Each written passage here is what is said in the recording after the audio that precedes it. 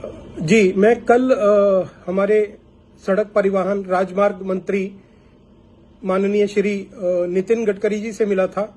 विषय था मंडी से लागधार करकोह तक जो हमारी रोड NH003 का काम जो चल रहा है, उस विषय में काफी चर्चा हुई हमारी, जिसका कुछ मैं आपको भाग बताता हूं, क्या क्या उनसे चर्चा हुई।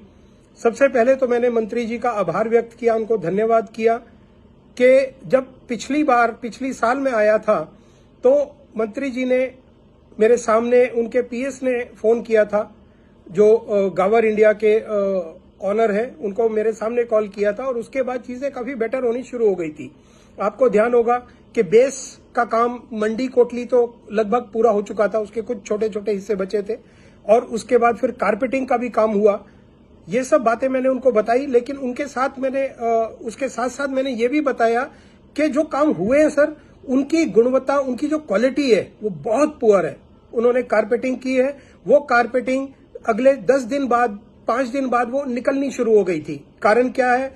शायद बिटुमिन की कमी है या जो भी रीजन रहा होगा। सरफेस क्लीन नहीं किया उन्होंने, तारकोल का एक लेयर डालना पड़ता है लिक्विड, वो नहीं डाला था, और कई कारण हो गए जो टेक्निकल लोग ज्यादा समझते हैं। मैंने उनको बोला कि जो रिटेनिंग वॉल्स हैं उनमें हनी कॉमिंग है, उनका कुछ पता नहीं है और ऑलरेडी कई रिटेनिंग वॉल्स गिर भी चुकी हैं उनकी। ये सारी जानकारी मैंने उनको दी। उन्होंने तुरंत अपने PS को बोला और उन्होंने चेयरमैन साहब को फोन लगाया और माननीय मंत्री जी ने चेयरमैन साहब को मेरे सामने ये बात बोली कि कौन पार्टी है। उन्होंने बताया जी गावर इंडिया है, ऐसा मैंने समझा। और फिर उसके बाद उनकी बात होती रही, कुछ चेयरमैन साहब उनको बता रहे थे, कुछ किस विषय में बता रहे थे। बाद में उन्होंने बोला कि अगर पार्टी परफॉर्म नहीं करती है तो उसको हॉलिडे लिस्ट में डाल दो या ब्लैक लिस्ट कर दो, क्योंकि मैं बहुत ज्यादा सुन रहा हूं मैं इस रोड के बारे में, खासकर हिमाचल का जो ये 003 NH है, आप इसको तुरंत एक्शन लीजिए। मैंने उनको सारी चीजें बताई। मैंने बताया सर, स्थानीय लोग इतने ज्यादा परेशान हैं कि वो लोगों के एक्सीडेंट्स होते हैं, फ्रैक्चर्स हो गए हैं, गाड़ियों के शॉकर डैमेज हो चुके हैं और कई जगह ऐसा है जिन्होंने पहाड़ की कटिंग की है इस कंपनी ने और उनके घर ऐसी कगार पे है कि कभी भी गिर सकते हैं। उनको मैंने बताया लोकल लोगों के रास्ते काट दिए गए हैं। रास्ते काटने के बाद इनके वर्क ऑर्डर में प्रोविजन है कि इनको पूरा पक्का रास्ता एज इट इज बना के देना होगा। वो नहीं बनाते हैं, रास्ता पूरा कंप्लीट नहीं करते हैं।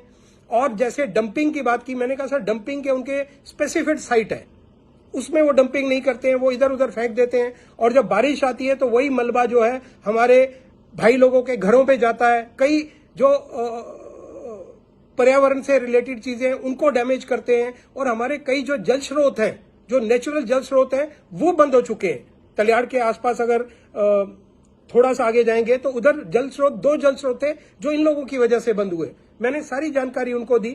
उन्होंने मुझे बोला कि सर आप राजेश जी चिंता ना करें, 2 महीने आप देखिए, अगर 2 महीने में ये लोग परफॉर्म नहीं करते आप दोबारा आइए मेरे पास, फिर मैं देखूंगा इनको। तो मैं बहुत ही आभार व्यक्त करता हूं। माननीय श्री नितिन गडकरी जी बहुत ही पॉजिटिव आदमी है और मैं आशा करता हूं कि वो हमारी मुसीबतें, हमारी दिक्कतें, स्थानीय लोगों की, खासकर स्थानीय लोगों की दिक्कतें समझेंगे और हमें इस चीज में मदद करेंगे। और मुझे उनकी बातों से ऐसा लगा कि वो सच में चिंतित भी हैं। तो हमारा सबका आभार व्यक्त करता हूं मैं आप सब लोगों के बिहाफ पे, मंत्री जी का, और आशा करता हूं कि ये जल्द से जल्द काम पूरा होगा और गुणवत्ता के साथ होगा। धन्यवाद।